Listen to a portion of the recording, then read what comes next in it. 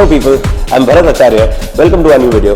So in today's video I'm going to teach you 8259 ICWs and OCWs. It's such a dreaded thing. Okay, if you want to watch this video, first of all you should know 8259. Once you finish learning the theory of 8259, the architecture and its basic working, that's when you come to this topic. Many students just leave this topic. This is one of those topics. If you've not learned it, it seems unbelievably difficult. It's like too much effort. Once you learn it, give me half an hour, that's it. Once you learn ICWs and OCWs, you'll be telling yourself, why wasn't I doing this before? Because this comes in the exam, it comes as a 10-mark question, and it's a question that will give you 10 out of 10 because the answer is pinpoint. There is nothing more an examiner can expect than drawing these commands, first drawing them right, getting the values of ones and zeros, and maybe if it comes with an associated program, even better.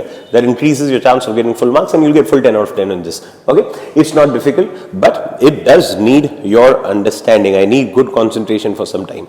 Now, I'm sure you have the basic idea of 8259. 8259 is a programmable interrupt controller. It is used to increase the number of interrupts. So it has 8 interrupts, IR0 to IR7. Whenever it gets an interrupt, it interrupts the processor gives back int a bar to ask for the vector number. I'm sure you know the whole theory. So what I'm going to teach you in this video is, first of all, I'm going to give you the basics of what are ICWs and what are OCWs. ICWs are called initialization command words. OCWs are called operational command words. Let's start. Between ICWs and OCWs, ICWs are compulsory. If you know the theory of 8259, please watch my video of 8259 theory first before you do this. Okay. So if you've seen 8259 theory, you know 8259 is not a plug and play device. You cannot just switch it on and expect it to work. No, it has to be programmed. All this initialization is done when the computer starts up. Okay. So its initialization program involves giving these commands. Okay. So listen to me. So first of all, you give ICWs, they are compulsory, they have to be given before OCWs. OCWs are optional, you may give them, you may not give them. If you're doing an advanced application, you'll give them. If not, they're not needed. But ICWs are definitely compulsory. Out of them, ICW1 and ICW2, absolutely compulsory. No matter how simple system you are making, whichever processor you're using 8259 with, you have to give ICW1 and 2. What do you give in those? I'll be teaching you as I teach you the commands. So 1 and 2 are compulsory. ICW3 is given only if cascaded. I'm sure you know 8259 can be used as a single 8259. It can be used in a cascaded system where you have multiple 8259s.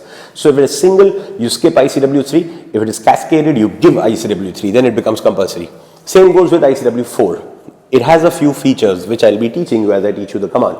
When you look at these features, you realize you may or may not need them. If you don't need them, you don't give ICW4. But if you need those features, you have to give ICW4. So my point is, when does 8259's initialization get completed? After giving ICW 1 and 2, maybe if you're not giving 3 and 4, or maybe after giving 1, 2, 3, or maybe after giving 1, 2, 4, or maybe after giving all of them, 1, 2, 3, 4. So how does 8259 know whether it should wait for ICW 3 and 4 or not? I hope you're understanding what I'm saying.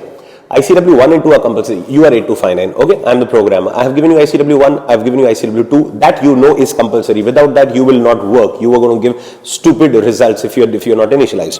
But the point is, after giving ICW 1 and 2, am I going to give you ICW 3 and 4? How do you know that? Because they are optional. I may give them, I may not give them. That is indicated in ICW 1 and 2. Pay attention to every word I am speaking. All of this will come back with a bang towards the end of the video when I'm going to show you the initialization program. Learning the commands is different. Using them in a program is altogether different. There are a lot of rules to be followed. Everything I'm telling you now will come back. Okay? So here are the rules. ICWs are compulsory. ICWs have to be given in this order only. You give ICW 1, then 2, then 3, then 4. You cannot give 1, 4, 2, 3, 1, 3, 2, 4. There is a reason behind it, and that reason has a deep connection when you learn programming. So pay attention to the words I'm speaking. They have to be given in this order, and very importantly, ICWs cannot be repeated. You cannot give ICW 1, then 2, then 3, and then instead of giving 4 you realize, oh my god, I made a mistake in ICW3 and I want to give it again. No, that is not possible. If you want to do that, give the whole initialization again. That is allowed. You can give the whole set as many times as you want to, but individually you cannot repeat any ICW. No such rules on OCWs. They are optional. They can be given anytime. They can be repeated as many times as you want to. Now all these rules have a reason, as I said, and the reason is so beautiful. You know, when you finish understanding this, you feel wow. It's like it's so intricate and it's so well created. It's like it's crafted together, but it's going to take some time. Okay, so coming back, you've given ICW 1 and 2. Now whether you are going to give ICW 3 or ICW 4, you have to indicate this to 8259. How do you indicate it? In ICW 1 itself. When I teach you ICW 1, you'll come to know. In ICW 1, there are bits by which you indicate whether you plan to give ICW 3 and 4. Based on that, 8259 may wait for them or may not wait for them. To put it simple, in ICW 1, if you have said you are going to give ICW 3, then you have to give ICW 3. Till the time you don't give it, 8259 will not work. Are you understanding what I'm saying? It will give you stupid results. If you have said you are going to give ICW 3 but you have not given it, then it's your mistake.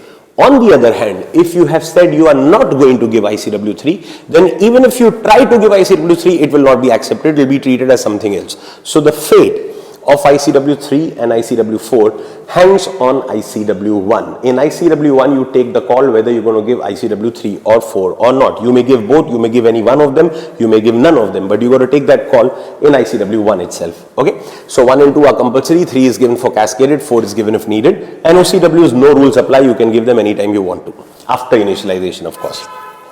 Now, so first I'm going to teach you these commands. One by one, every bit over here. Yes, when you look at it for the first time, it seems it's going to be crazy. It's not. It's just very interesting. So each of these bits with examples I'm going to teach you. Once we finish all of this, then we will come back and understand the significance of A0. If you notice, next to every command, I have put a value of A0. That is a very important thing in terms of programming. You need to know what is the business of this A0. So I'll be teaching you that. There are some bits which are particular values. These two bits are particularly 0, 0. These two bits are compulsorily 0, 1. And this bit is compulsorily 1. Again, all of them together have a beautiful reason, which you'll come to know, which I'll be teaching you. And then finally, we'll be doing a program where I'll give you a sample question, initialize 8259 with so-and-so specifications. Edge triggered, buffered, vector number of IR4 is so-and-so, mass so-and-so, etc. Typical exam question with various parameters. So based on those questions, you're going to form these bits, make commands out of them, put those commands inside AL register, give out instruction at the correct address. The address matters. Depending upon A0, the addresses will be formed. So at the correct addresses, give the commands, and that's it. Now, what can you get in the exam? You can get this as a theory question with no program, where you draw and explain all the commands. That's a big question to answer, but again, is a pinpoint answer. There is nothing more an examiner can expect. If you get this, you will get 10 out of 10 if you put all of them correctly.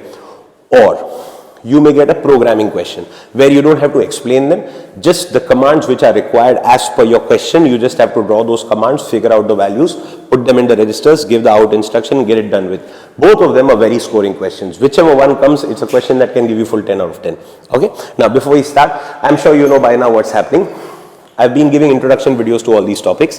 The main basic introduction to the subject, introduction to microprocessors and basics of 8085 and 8086 architectures, I've put them up on YouTube. The remaining videos, the detailed videos of all the topics, if you would want to watch, you're welcome to come to my website. It's called www.bharatacharyaeducation.com. Okay, it's there. The link is given down below in the video. Anyway, so come on my website, you got to register and make a small payment. I've kept the payment ridiculously low, but it's going to increase very soon. Anyway, so it's 499 rupees, less than 500, basically 500 rupees, Indian rupees. If you're not from India, if you want a simple perspective, it's less than $10. It comes out to be about 8.9 or something dollars.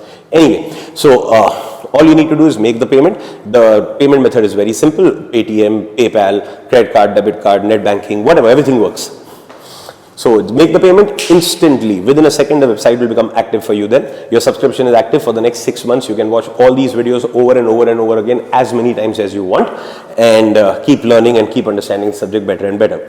Okay. So to see the full video, you're welcome to come to my website, www.bharatacharyaeducation.com. Okay, let's start.